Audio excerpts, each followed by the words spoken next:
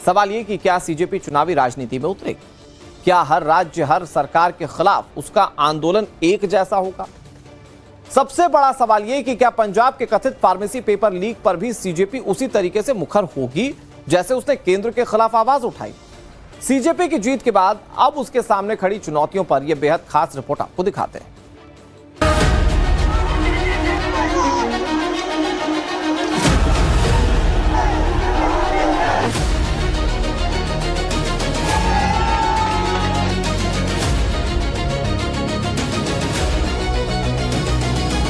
जो युवाओं का आंदोलन की जीत हुई है उसमें भय का माहौल से हमें आज़ादी मिला है। आगे की जो भी हमारी रणनीति होगी या बातचीत होगी उससे हम आपको अवगत करें।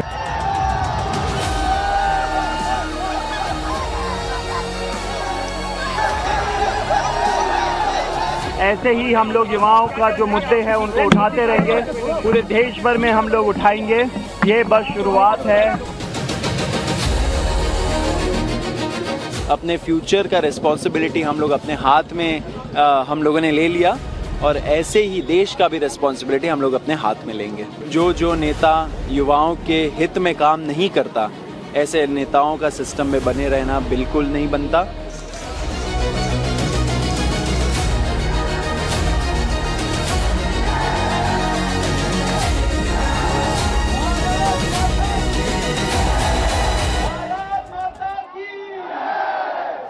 छत्तीस दिनों के ऐतिहासिक आंदोलन के बाद जंतर मंतर का मंच भले ही खाली हो गया, सरकार के भरोसे के बाद सीजेपी के नेता और छात्र भले ही वापस लौट गए।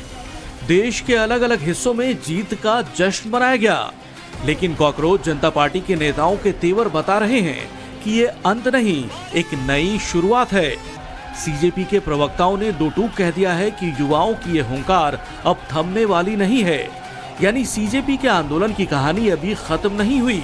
अब सीजेपी के आंदोलन का अगला अध्याय शुरू होने जा रहा है। जो मैसेज जाना था सरकार को वो तो चली गई, लेकिन बहुत जल्द हम लोगों की मुलाकात होगी।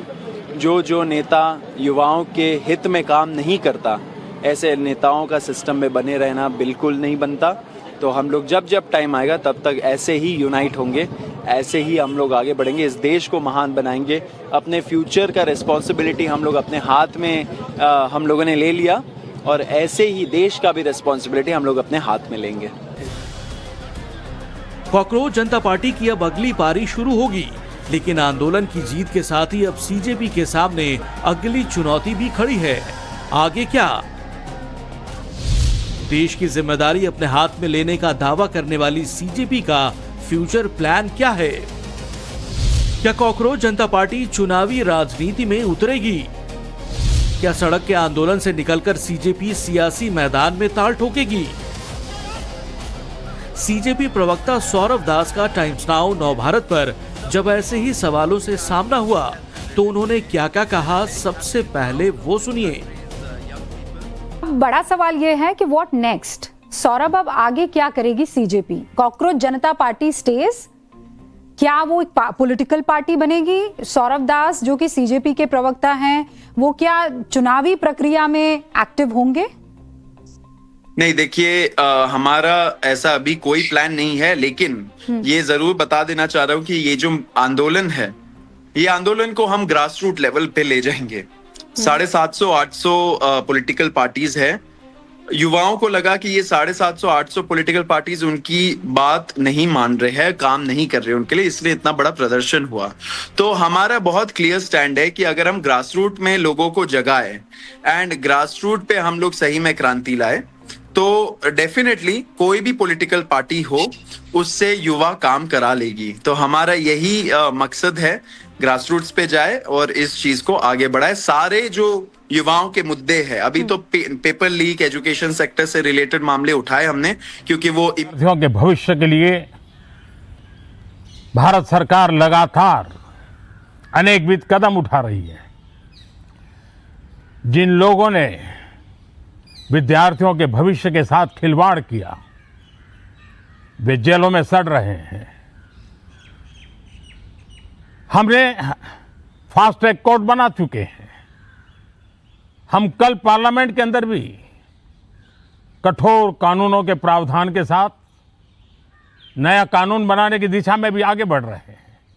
लेकिन हमें भविष्य के लिए सोचना है। हमारी परीक्षा पद्धति विश्वस्त हो, हमारी परीक्षा पद्धति ट्रांसपेरेंट हो, हमारी परीक्षा पद्धति में सबसे ज्यादा अब टेक्नोलॉजी का उपयोग हो। इन सारी बातों को ध्यान में रखते हुए विश्व प्रसिद्ध टेक्नोलॉजी एक्सपर्ट श्रीमान नंदन नीलेकनी जी के नेतृत्व में एक हाई पावर टास्क फोर्स बनाने का निर्णय किया है, जो एग्जामिनेशन रिफॉर्म की तरफ फोकस करेगा और जल्द से जल्द आने वाली परीक्षाओं की विश्वसनीयता को सुनिश्चित करने का काम इसके रिपोर्ट के आधार पर कर दिया जाएगा। बहुत बहुत धन्यवाद। प्रधानमंत्री नरेंद्र मोदी का नया वीडियो संदेश आप सुन रहे थे। कैसे छात्रों के लिए परीक्षा में सुधार को लेकर सरकार कदम उठा रही है, ये जानकारी प्रधानमंत्री नरेंद्र मोदी ने दी। कल मानसून सत्र के दौरान कैसे कड़ा कानून जो है वो संसद के पटल पर लाया जाएगा कुछ संशोधनों के साथ, ये प्रधानमंत्री ने बताया। और नंदन नीलेकनी के अंतर्गत उनके तत्वाधान में एक नई टीम बनाई जाएगी जो परीक्षा को पारदर्शी कराने के लिए जिम्मेदार होगी, ये प्रधानमंत्री ने जानकारी दी। अमित हमारे नेशनल एडिटर इस खबर पर ज्यादा जानकारी के साथ जुड़ गए। अमित जी, प्रधानमंत्री नरेंद्र मोदी का ये नया वीडियो संदेश कुछ और कंस्ट्रक्टिव बातें बताता है जिसमें सरकार कैसे कदम उठा रही है छात्रों के लिए, ये प्रधानमंत्री नरेंद्र मोदी ने अपने इस वीडियो संदेश में बताया। देखिए, छात्रों के लिए जो सबसे बड़ी बात और सबसे नई बात जो इसमें उन्होंने कही है कि वो एक हाई लेवल कमेटी बना रहे हैं, वो भी नंदन नीलेकनी के नेतृत्व में, जो कि एक तरह से एक्सपर्ट माने जाते हैं। और सबसे बड़ी चीज की उनके नेतृत्व, क्योंकि देखिए अब जो एग्जाम्स है, एग्जाम्स को कैसे बेहतर किया जाए, उसकी जो प्रणाली को कैसे बेहतर किया जाए, वो कैसे फुल प्रूफ किया जाए, वो उस पर कार्रवाई हो रही है। क्योंकि जो डिमांड्स थे वो सारी पूरी हो गई है, लेकिन असली जो समस्या है या जो बच्चे ये चाहते हैं, जो उनका सोल्यूशन बच्चों का ये था कि भविष्य की जो एग्जाम्स हो, जो भी एग्जाम्स हो, उसको कैसे आप फुल प्रूफ रखें ताकि बच्चे इस बात को लेकर निश्चित रहे कि भविष्य में कोई पेपर लीक नहीं होगा। तो इसको लेकर हाई लेवल कमेटी बनाने का अनाउंस किया। हालांकि जो संदेश है उसमें इस बात का भी जिक्र प्रधानमंत्री ने कहा कि कल पार्लियामेंट के भीतर वो जो नए कानून जिसमें नए प्रावधान जोड़े गए हैं, 10 करोड़ तक के का जुर्माना और 10 साल तक की सजा का जो प्रावधान है, उसको जोड़कर कानून को और मजबूत किया जाएगा और तमाम रास्ते तो उन्होंने कहा है। लेकिन मुख्य रूप से ये बताने की कोशिश की गई कि नंदन नीलेकनी के नेतृत्व में हाई लेवल कमेटी बनाएंगे ताकि जो एग्जामिनेशन का जो पूरा व्यवस्था है, अब उसमें एनटीए में किस तरह सुधार करनी है ताकि कभी भी कोई बच्चा इस बात को लेकर आशंकित ना हो कि वो जो जिस एग्जाम की लोग तैयारी कर रहे हैं उसमें कोई गड़बड़ियां हो। वैसे भी नंदन नीलेकनी के बारे में आपको पता ही है कि जो आधार को जो यहाँ पर लागू करने वाले वही सबसे पहले सीईओ थे जिन्होंने इस पूरे आधार के को देश में लागू किया है। और तकनीक के मामले में, टेक्नोलॉजी के मामले में वो एक्सपर्ट माने जाते हैं और इसीलिए ये जबकि यूपीए सरकार के वक्त पर उन्होंने इसको लागू किया था, तो वो एक एक्सपर्ट है, बड़े एक्सपर्ट है और इसीलिए उनके नेतृत्व में एक हाई लेवल कमेटी बनाई गई है जो कि भविष्य के परीक्षा को फुल प्रूफ बनाएगी ताकि कोई भी बच्चा, कोई भी जो छात्र जो परीक्षा की तैयारी कर रहा है वो निश्चिंत होकर सिर्फ अपने भविष्य को लेकर चिंता करे, इस तरह की कोई आशंका उनके मन में ना हो कि कल जब एग्जाम देंगे तो वो लीक हो पाए। अमित, बड़ी बात आप बता रहे हैं नंदन नीलेकनी के बारे में। अगर और मैं थोड़ा दर्शकों को बताऊं तो ये इन्फोसिस के को फाउंडर है। 1981 में इन्होंने इन्फोसिस को फॉर्म किया था और इसके साथ साथ इन्हें टेक जीनियस कहा जाता है देश में। और आपने आधार के बारे में इनके बारे में बताया कि इनकी भूमिका क्या रही है। अमित, इस पर बात करेंगे। प्रधानमंत्री का मैसेज एक बार फिर से सुना देते हैं जो उन्होंने छात्रों के सामने रखा। फ्रेंड्स, विद्यार्थियों के भविष्य के लिए भारत सरकार लगातार अनेकविध कदम उठा रही है। जिन लोगों ने विद्यार्थियों के भविष्य के साथ खिलवाड़ किया वे जेलों में सड़ रहे हैं। हमने फास्ट ट्रैक कोर्ट बना चुके हैं। हम कल पार्लियामेंट के अंदर भी कठोर कानूनों के प्रावधान के साथ नया कानून बनाने की दिशा में भी आगे बढ़ रहे हैं। लेकिन हमें भविष्य के लिए सोचना है। हमारी परीक्षा पद्धति विश्वस्त हो, हमारी परीक्षा पद्धति ट्रांसपेरेंट हो, हमारी परीक्षा पद्धति में सबसे ज्यादा अब टेक्नोलॉजी का उपयोग हो। इन सारी बातों को ध्यान में रखते हुए विश्व प्रसिद्ध टेक्नोलॉजी एक्सपर्ट श्रीमान नंदन नीलेकनी जी के नेतृत्व में एक हाई पावर टास्क फोर्स बनाने का निर्णय किया है, जो एग्जामिनेशन रिफॉर्म की तरफ फोकस करेगा और जल्द से जल्द आने वाली परीक्षाओं की विश्वसनीयता को सुनिश्चित करने का काम इसके रिपोर्ट के आधार पर कर दिया जाएगा। बहुत बहुत धन्यवाद। प्रधानमंत्री नरेंद्र मोदी का यह संदेश, दो बातें इसमें बहुत क्लियर हैं। एक तो यह कि सरकार कितना गंभीर है छात्रों के भविष्य को लेकर, दूसरा टेक्नोफाइड एग्जाम जो हो रही हैं उसे कैसे पूरी तरह से पारदर्शी बनाया जाए, जो लीक्स हैं उसे कैसे रोका जाए। अमित हमारे सहयोगी हमारे साथ लगातार जुड़े हुए हैं, हमारे नेशनल एडिटर हैं। अमित, प्रधानमंत्री के मैसेज में सरकार की गंभीरता साफ नजर आ रही है कि भविष्य में छात्रों को आगे किसी परेशानी का सामना ना करना पड़े, तो वो कानून बनाने को लेकर भी सरकार गंभीर है और वो कमेटी भी बना दी गई है जो टेक्नोफाइड स्तर पर हर एक खामियों को जांचेगी। या देखिए, अगर पिछले कुछ दिनों की 2 दिनों के भीतर आप जो एक्शन लिए गए सरकार की तरफ से, उसने मौजूदा समय में जो बदलाव करने थे वो किए और कानून बनाने से लेकर एनटीए में बड़े फेरबदल किए, 27 लोगों को निकाला गया। लेकिन अब चिंता भविष्य की है, जो एक तरह से बार बार प्रधानमंत्री कह रहे हैं कि परीक्षा प्रणाली जो पूरे एग्जामिनेशन सिस्टम है, जो कि एनटीए जो कि तमाम बड़े एग्जाम्स लेती है, तो उसको लेकर जो शंकाएं हैं अब उसको लेकर कैसे दुरुस्त किया जाए, इसीलिए ऐसे व्यक्ति को चुना गया है जो यूआईडीएआई के अध्यक्ष रहे हैं। उन्होंने पूरे एक तरह से भारत में डिजिटलाइजेशन का जो एक शुरुआत कह सकते हैं आप, वो करने वाले नंदन नीलेकनी थे। उन्होंने पूरी आधार योजना को न सिर्फ लागू किया बल्कि डिजिटल पब्लिक इंफ्रास्ट्रक्चर को बढ़ाया है इस देश में। और प्रधानमंत्री का भरोसा की बड़ा वजह है आज डीबीटी, जिसके जरिए डायरेक्ट बेनिफिट जो होता है अब ट्रांसफर हो रहा है, जो बैंक में ट्रांसफर हो रहे हैं, पैसे हो रहे हैं, जो कि सबसे बड़ी ताकत सरकार की मानी जाती है, जिसके जरिए करोड़ों अरबों रुपए बचाए गए, वो उसको अगर देश में जो लागू हुआ उसके सूत्रधार आप कह सकते हैं कि नंदन नीलेकनी है।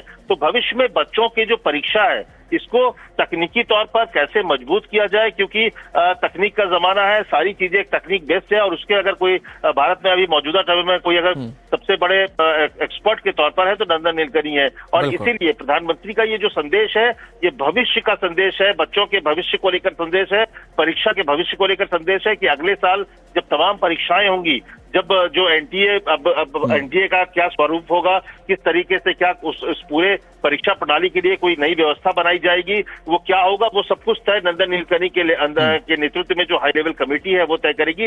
लेकिन एक बड़ा मैसेज प्रधानमंत्री ने दिया है कि धर्मेंद्र प्रधान का इस्तीफा और ये तमाम मांगे जो थी वो तो हो गई, लेकिन यहीं पर सरकार का काम खत्म नहीं होता है। सरकार इसके आगे सोच रही है। सरकार इस पूरे परीक्षा प्रणाली जो कि बच्चों के भविष्य से जुड़ा हुआ है उसको कैसे फुल प्रूफ करे, उसको कैसे और मजबूत करे कि कोई भी बच्चा इसको लेकर आशंकित ना हो। तो ये संदेश प्रधानमंत्री का जो था एक तरह का संवाद था यूथ से, जनजी से, युवाओं से कि आपके भविष्य को लेकर भी चिंता है, आपकी मांग भले पूरी हो गए, आप घर वापस चले गए, लेकिन सरकार यही नहीं रुकेगी, सरकार आगे भी कदम बढ़ाएगी ताकि भविष्य की परीक्षाओं को फुल प्रूफ किया जाए, ताकि कभी भी किसी तरह की कोई लीक ना हो पाए। बहुत शुक्रिया अमित हमारे साथ जुड़ने के लिए और पूरी खबर को अच्छे तरीके से बताने के लिए। प्रधानमंत्री का संदेश, और उस संदेश में ये बहुत क्लियर है कि कैसे आने वाले समय में जो पेपर लीक हो रहे थे, जो चीटिंग हो रही थी, उसे रोका जाए और सरकार उसके लिए जो व्यापक स्तर पर कदम है वो उठा रही है, चाहे वो कानून बनाना हो, चाहे वो कमेटी बनाना हो, जो इस बात को सुनिश्चित करेगा कि कैसे छात्रों का भविष्य सुरक्षित हो, कम से कम पेपर लीक को लेकर। तो प्रधानमंत्री नरेंद्र मोदी के संदेश को आपने सुना, उन्होंने छात्रों को कैसे संबोधित किया वो हमने आपको दिखाया। पेपर लीक के मुद्दे पर उन्होंने क्या रिफॉर्मेशंस किए जा रहे हैं इसकी जानकारी देश की जनता के सामने रखी। लेकिन प्रधानमंत्री नरेंद्र मोदी का यह संदेश, उसके पहले का बेस आपको समझना होगा जो सीजेपी के जरिए सामने आया। कॉकरोच जनता पार्टी ने प्रदर्शन किया, उसके बाद धर्मेंद्र प्रधान का इस्तीफा हुआ, आंदोलन खत्म हो चुका है जंतर मंतर से। सवाल यह है कि क्या सीजेपी आगे अपने सफर को पॉलिटिकली बढ़ाएगी या फिर सिस्टम में सुधार को ही अपना मुद्दा बनाकर रखेगी और इसी तरह से प्रदर्शन करेगी। सारे इक्वेशंस आपको समझाते हैं इस रिपोर्ट में।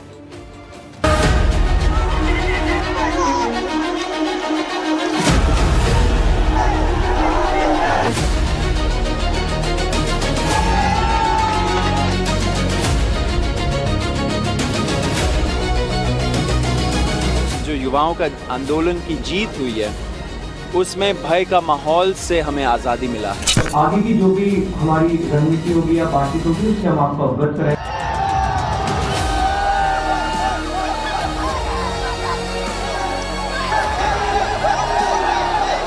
ऐसे ही हम लोग युवाओं का जो मुद्दे हैं उनको उठाते रहेंगे, पूरे देश भर में हम लोग उठाएंगे। ये बस शुरुआत है। अपने फ्यूचर का रिस्पॉन्सिबिलिटी हम लोग अपने हाथ में हम लोगों ने ले लिया और ऐसे ही देश का भी रिस्पॉन्सिबिलिटी हम लोग अपने हाथ में लेंगे। जो नेता युवाओं के हित में काम नहीं करता, ऐसे नेताओं का सिस्टम में बने रहना बिल्कुल नहीं बनता।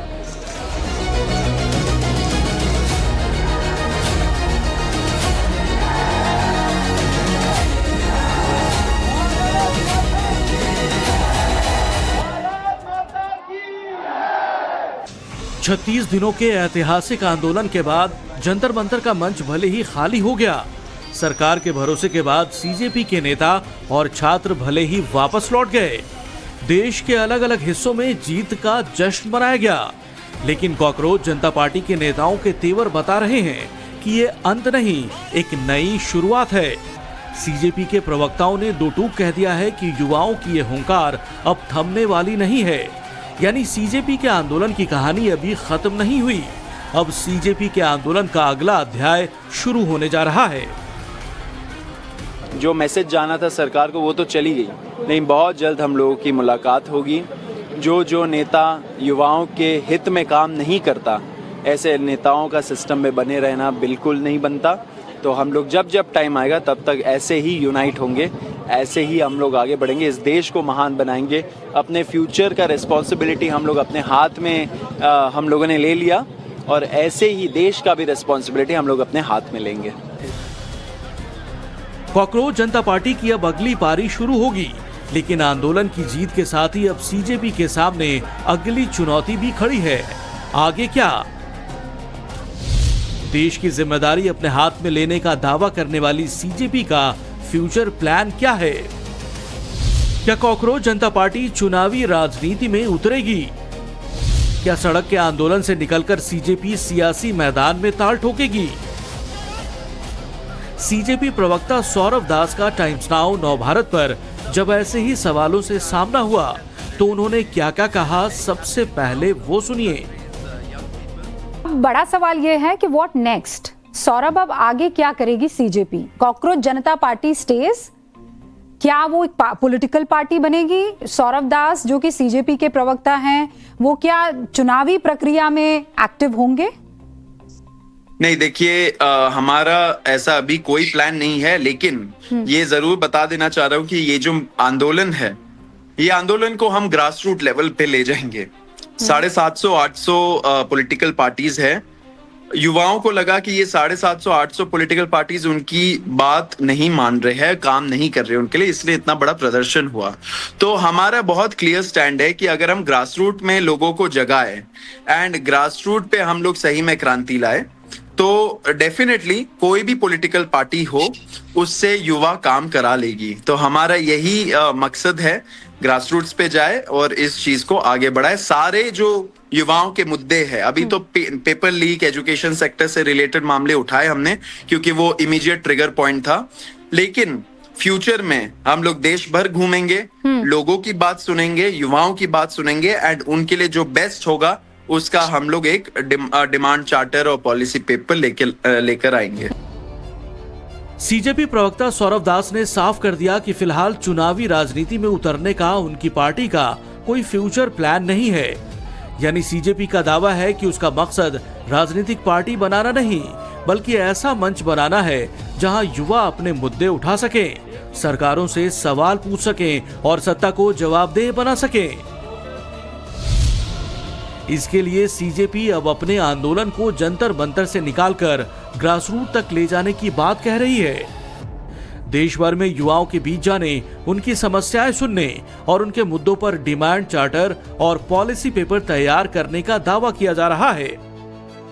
वापस काम नहीं, ऐसा कोई हमारा अभी इंटेंशन नहीं है। हम लोग ये मूवमेंट को आगे लेंगे। वापस जो आप कह रहे हैं कि वापस दोबारा से मिलेंगे, तो इसके पीछे आपका क्या संदेश है? नहीं, मतलब कि अगर सरकार फिर से युवाओं के मुद्दों को इग्नोर करती है तो युवा फिर से एकजुट होंगे। यानी प्रदर्शन भले ही खत्म हो गया, लेकिन सीजेपी का मूवमेंट चलता रहेगा।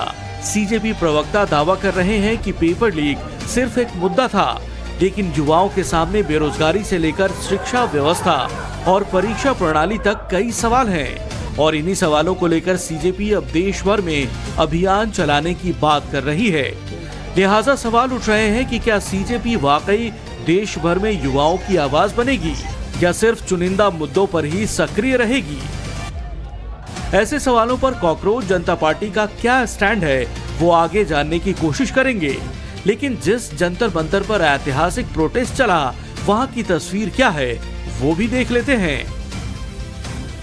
जंतर मंतर की आपको तस्वीर दिखाते हैं कि जो मंच यहां पर सजा था करीब 37 दिन से और जहां पर सोनम वांगचुक भूख हड़ताल पर बैठे थे और कॉकरोच जनता पार्टी के तमाम लोग उस मंच से लोगों को संबोधित करते थे। जो छात्र यहां पर बड़ी संख्या में पहुंच रहे थे, करीब अगर बात किया जाए तो हजारों की संख्या में यहां पर भीड़ हुआ करती थी, अब वो पूरी तरह से खत्म हो चुकी है। इस वक्त जंतर मंतर की आपको हम तस्वीर दिखाते हैं कि यहां पर सफाई का काम चल रहा है, लेकिन एक भी छात्र या कहें एक भी प्रोटेस्टर्स यहां पर मौजूद नहीं है। कल रात वो सभी यहां से जा चुके हैं क्योंकि प्रदर्शन पूरी तरह से खत्म हो चुका है।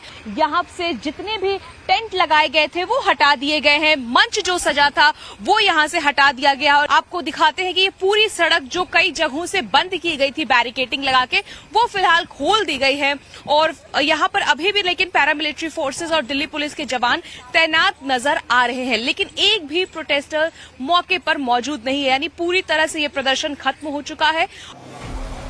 जंतर मंतर से सीजेपी का मंच तो पहले ही हट गया था। कूड़े के अंबार को एनडीएमसी के सफाई कर्मचारियों ने हटा दिया, कचरा हटाया गया, सड़कें साफ की गईं, दीवारों पर जो नारे लिखे थे उस पर भी व्हाइट वॉश कर दिया गया। इसके साथ संसद मार्ग पर जो फिक्स्ड बैरिकेडिंग थी वो सब भी हटा दिए गए। हालांकि पुलिस और पैरामिलिट्री की तैनाती अब भी है, लेकिन जंतर मंतर की साफ सफाई को लेकर भी कांग्रेस और बीजेपी के बीच क्रेडिट लेने की होड़ मच गई। कांग्रेस सेवा दल के कार्यकर्ताओं ने दावा किया कि वो सुबह 5:30 बजे से ही सफाई करने पहुंच गए थे, तो दूसरी ओर एनडीएमसी उपाध्यक्ष कुलजीत चहल ने इसे कांग्रेस सेवा दल का फोटो ऑप करार दिया। सुबह मैंने देखा कुछ कांग्रेसी जो कहीं दिख नहीं पाते, जिनका जनाधार खत्म हो गया है, वो फोटो अपॉर्चुनिटी के लिए उन्होंने सोचा सुबह आएंगे तो यहाँ कुछ ड्रामा करेंगे। हमने टाइम से पहले इसको पूरा रात को साफ कर दिया। उनका सुबह का ड्रामा भी कांग्रेस का फेल हो गया, उनको कुछ नहीं मिला। और जो हमारे अलग अलग दीवारों पे, अलग अलग जगहों पे बड़ा गंदी गंदी चीजें लिख रखी थी, उनको हमने कवर किया है। जंतर मंतर से अब टेंट भले ही हट गए हों, मंच भले ही खाली हो गया हो, लेकिन कॉकरोच जनता पार्टी के सामने अब असली परीक्षा शुरू हुई। कॉकरोच पार्टी के दावों के बाद सवाल पूछे जा रहे हैं कि क्या उनके आंदोलन का पैमाना हर राज्य में एक जैसा होगा? क्या सीजेपी उन राज्यों में भी आवाज उठाएगी जहां पेपर लीक के आरोप लगे हैं? क्या वो अपने आंदोलन को देश भर में युवाओं का मंच बना पाएगी?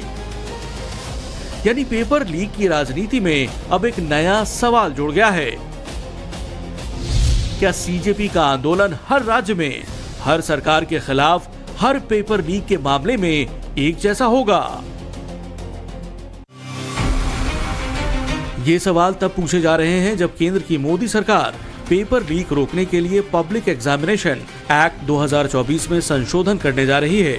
केंद्रीय मंत्री जितेंद्र सिंह तोमर सोमवार को लोकसभा में नया बिल पेश कर सकते हैं, जिसमें 10 साल की सजा और 10 करोड़ रुपए के जुर्माने का प्रावधान होगा। इस बीच प्रहलाद जोशी ने जब शिक्षा मंत्रालय का अतिरिक्त कार्यभार संभाला तो कॉकरोच जनता पार्टी ने अपने एक्स हैंडल पर पोस्ट में लिखा, हमें आशा है कि आप युवाओं के भविष्य के लिए सकारात्मक रूप से कार्य करेंगे। स्टूडेंट्स के लिए अधिक से अधिक नौकरी और रोजगार के अवसर दीजिए। लेकिन अब कॉकरोच जनता पार्टी से सवाल पूछे जा रहे हैं कि क्या वो पंजाब फार्मेसी परीक्षा विवाद पर उतनी ही मुखर होगी? प्रोटेस्ट खत्म हो चुका है, आगे की क्या रणनीति? आगे की रणनीति हम बताएंगे, जल्दी बताएंगे। कल ही तो खत्म हुआ है, थोड़ा तो हमें टाइम दे दीजिए। बिल्कुल सर। और पंजाब पेपर लीक को लेकर कुछ कहेंगे सर? उस पर भी करेंगे, हम बोलेंगे, हम उसी की पर प्लानिंग कर रहे हैं अभी। सोशल मीडिया प्लेटफॉर्म से पॉलिटिकल कॉरिडोर में सवाल पूछे जा रहे हैं कि कॉकरोच जनता पार्टी क्या अब पंजाब में फार्मेसी पेपर लीक में वहां के शिक्षा मंत्री से इस्तीफा लेगी या उनका आंदोलन सिलेक्टिव ही रहेगा? कल एक और दृश्य हमने देखा जब ये सीजेपी के जो हमारे साथी हैं उनसे जब कहा गया तो वो इस मुद्दे पर भी वो चुप्पी साधते हुए दिखे। मेरा मानना है इस देश में सबकी अकाउंटेबिलिटी एक समान फिक्स होनी चाहिए और पंजाब के मामले में भी न्याय होना चाहिए। पंजाब में 1 नहीं 2 नहीं 3 नहीं 6 पेपर में मैल प्रैक्टिस हुआ है। Pharmacy paper leak, ADO paper leak. Education minister Punjab कब रिजाइन करेंगे? जवाब तो पूछना पड़ेगा ना, आम आदमी पार्टी से भी, सीजेपी से भी और कांग्रेस से भी। बीजेपी आम आदमी पार्टी पर भी दोहरे चरित्र का आरोप लगा रही है। इससे पहले जब धर्मेंद्र प्रधान के इस्तीफे के बाद मनीष सिसोदिया जंतर मंतर पहुंचे थे तो वहां उन्हें पंजाब के कथित पेपर लीक से जुड़े सवालों का सामना करना पड़ा था। फार्मेसी का पेपर लीक हुआ है, फार्मेसी का पेपर लीक हुआ, पंजाब में फार्मेसी का पेपर लीक हुआ। हालांकि अब पंजाब के मुख्यमंत्री भगवंत मान से लेकर मनीष सिसोदिया तक दावा कर रहे हैं कि पंजाब में कोई पेपर लीक नहीं हुआ। सिसोदिया के मुताबिक वहां की यूनिवर्सिटी में नकल करने की असफल कोशिश हुई, जिसे विरोधी बेवजह तूल दे रहे हैं।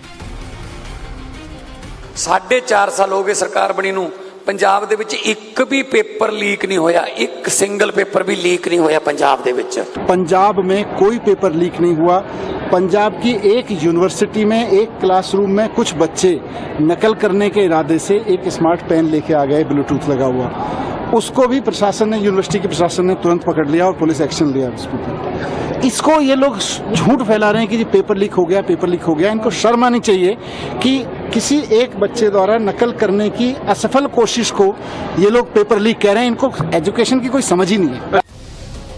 पंजाब के फार्मेसी परीक्षा विवाद पर जारी सियासी वार पलटवार के बीच ये सवाल उठ रहे हैं कि अगर केंद्र में पेपर लीक पर सवाल उठाना युवाओं की लड़ाई है तो पंजाब के मुद्दे पर सवाल उठाना भी उसी लड़ाई का हिस्सा होना चाहिए।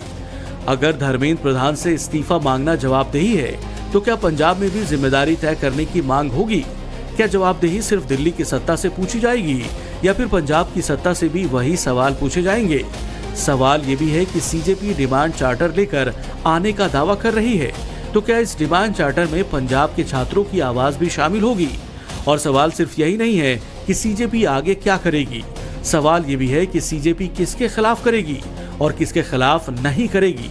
ये वो तमाम सवाल हैं जिनके जवाब अब सीजेपी के अगले कदम से मिलेगा। Bureau report, times now, Navbharat.